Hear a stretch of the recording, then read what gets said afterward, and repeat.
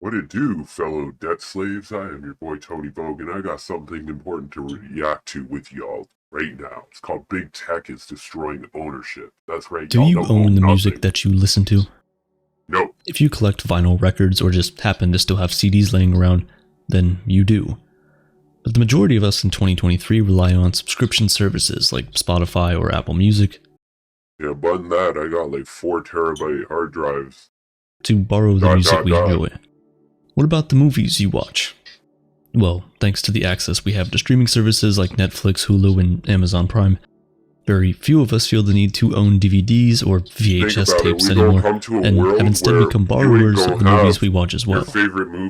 You think these are just subscription models, but what about the games you buy from Steam, the PlayStation Store, or Xbox Store? Don't get me started on games, Do you own those games? We had an outage. Yo, internet in my area sucks. We had an outage yesterday for like an hour. I couldn't game, but we've had outages for days before. Or do you just own access to those games? That's what it is. If you own it, shouldn't you be able to resell, lease, or even borrow it to someone else? These are just a few examples of how big tech has created a business model that almost entirely erased personal ownership. And entertainment is just the beginning. In 2016, a member of the Global Future Councils wrote this: "Welcome to 2030. I own nothing, have no privacy, and life has never been better." This satirical article talks about something called the sharing economy and how society is moving towards the point where only a few people own everything and the rest of us simply borrow to live.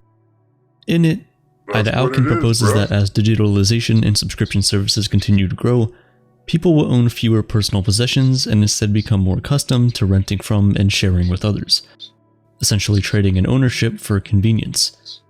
In the future... Oh, wait.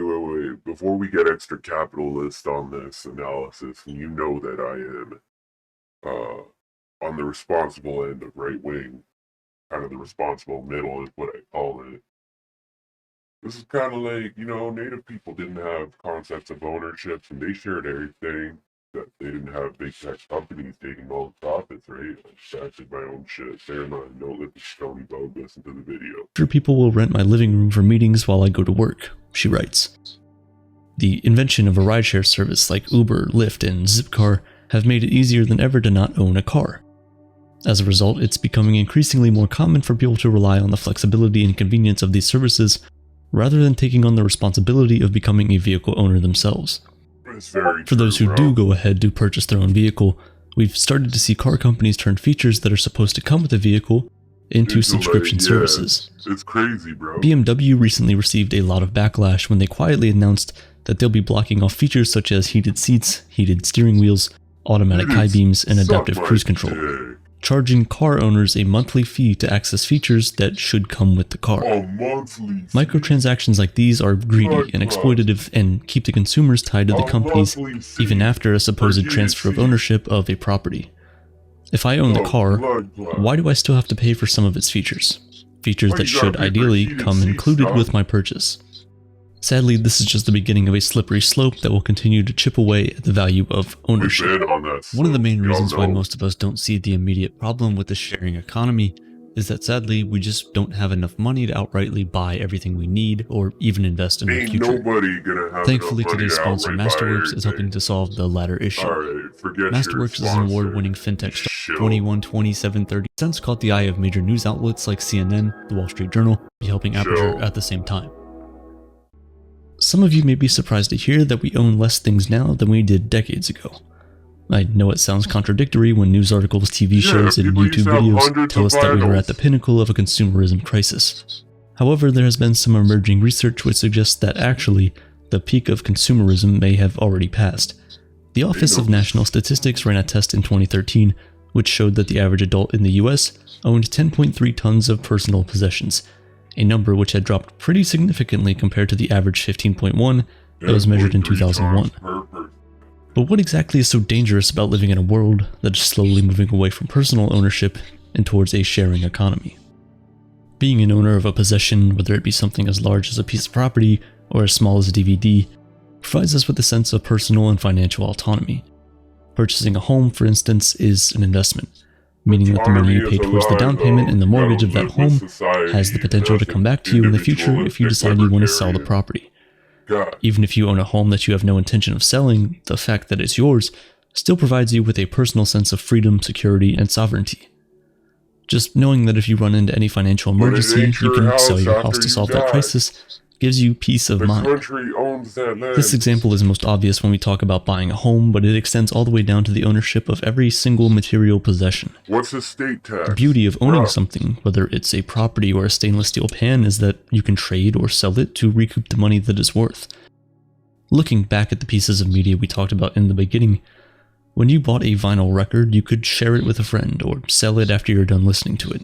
That's very Today, true. you can't even listen to your music without using a specific company's app or buying a game from the PlayStation Store and sell it to your friend once you're done playing. Right now, it might seem like trivial things, but imagine the world Ida Alkin paints in her article, where the average person doesn't even own their everyday household appliances because of how easy and accessible it is to rent and share them. If that futuristic world were to become our reality, wouldn't we all be a lot less in control of ourselves and the environment we live in? That's food for thought. Personal control versus social responsibility, right? It's becoming a big theme here. Social justice, social responsibility. It's crazy.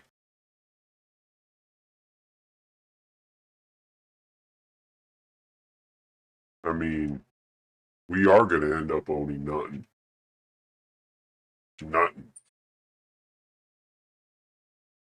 Wouldn't we all be simply floating through life, renting and borrowing things to get by? It's a scary thing to think about. Another concern that comes with the sharing economy, subscription services, and digitalization is the loss of personal privacy. Think about it. Streaming services such as Netflix and Spotify have all your data. To use these platforms, you kind of have to grant them the permission to learn everything about you, from your favorite kind of music to the movies you watch in the middle of the night when you're alone. How many times a day you pee? Most of us are aware of these algorithms, but hardly ever consider them to be a compromise to our privacy because they're used in a way that helps make our experience on the platforms more enjoyable. But that's not all the data is being used for. Our information is constantly being sold to advertising companies to handcraft and deliver targeted ads to us, causing us to spend money we don't have on stuff we don't need. Furthermore, because you have provided these services with your name, phone number, email, home address, and credit card number, they have an enormous amount of access to your personal and financial information. With all that data being stored and tracked, it's no wonder that digital hacking is at an all-time high right now. The cost of being hacked rose nearly 15% in 2020, the highest year-over-year increase in IBM's dataset history. This increase was partly due to hackers and cyber gangs capitalizing on the chaos of the pandemic, but part of the reason why they were so successful was also due to how much personal data is readily available on the internet and how much of our personal information we give out to these big tech companies. At some point we need to ask ourselves, should we really be paying for comfort and ease of use with our privacy? The biggest offense for subscription models is that they help us save on costs, where you would have had to pay around $10 for one album. For the same price every month, you can have almost every song in existence. And yes, we can't deny the fact that subscription models give us access to way more things at a reduced cost, but the reality, as with most things, isn't that straightforward.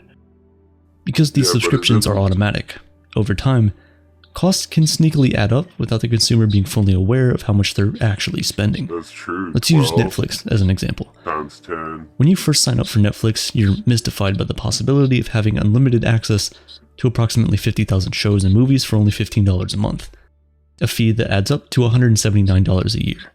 However, in reality, no matter how intriguing the idea of having so many options seems, no singular person will ever likely have the time or ability to watch all 50,000 of those movies and shows. Let's say instead, during that first year of being a Netflix subscriber, you end up watching 50 movies and shows. Although many would argue that paying $179 to enjoy 50 pieces of entertainment is still a great deal, as the cost of buying the physical copies of those 50 movies would have been far greater, there's still an underlying flaw in Yo, let's be real. We watch a lot more than 50. that equation. If you owned physical copies of those 50 movies or shows, for the one-time fees you paid to buy them, you would have unlimited access to them for the rest of your life. Whereas within the confines of the subscription model, the second you stop paying the recurring monthly fee, your access is cut off completely. So in reality, the cost isn't $179 a year, but $179 a year for the rest of your life, including every single price increase. Because again, you're locked into that one company if they're the only ones who have the movie or show you want to enjoy. That's the key point. There are also You're several getting locked into a service provider. situations where a person has the desire to watch just one specific show or movie, but the only way they can do so is to sign up for an entire streaming service. Yup. Meaning that they'll pay roughly the same price to borrow that piece of entertainment as they could have to just own it outright and have unlimited access to it forever. And that is if they manage to sign up for and then cancel that subscription within the first month of their membership. It's been statistically proven that people chronically underestimate how much they're paying for streaming and subscription services. A survey commissioned by market research firm C+R Research illuminated that 54% of people underestimated the amount that they spend monthly on subscriptions by at least $100 and 24% underestimated it by over $200. On average, consumers spend $133 a month and about $1,600 a year, more than they estimated that they did on streaming services. All of this goes to show that subscription fees can become a slippery slope for people as they recur passively, which allows them to easily fly under a customer's radar and build up over time.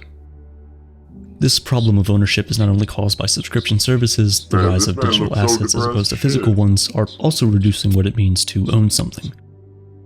The best example of this is software. When you buy software, what you're buying is digital access to it. This is why you can buy something, but you still cannot own software. I'm with Linus Torvalds. Still don't have the right to resell or even lend it to someone else. The danger with this is that we leave all the control in the hands of the companies. If you buy something and you No. Look at open source. decide it wasn't right for you, your only option is to hold out hope that the company you got it from has a return policy.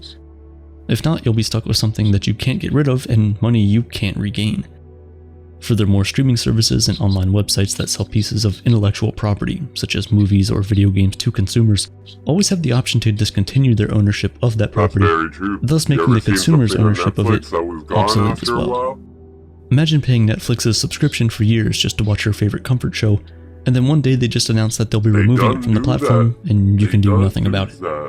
For most of us, this isn't something we have to imagine, it's something that has happened time and time again. And this is the final and most painful thing about the digitization of everything. If these things only exist in digital form, when licenses expire or these companies simply don't see the need to host the content on their platforms anymore, they'll be gone forever, lost forever. If big tech completely destroys ownership and all we have is borrowed, and all we own is digital, what would be in the museums of the future? God damn, that's a good question. The museums of the future are going to be computers. I am your boy Tony Vogue.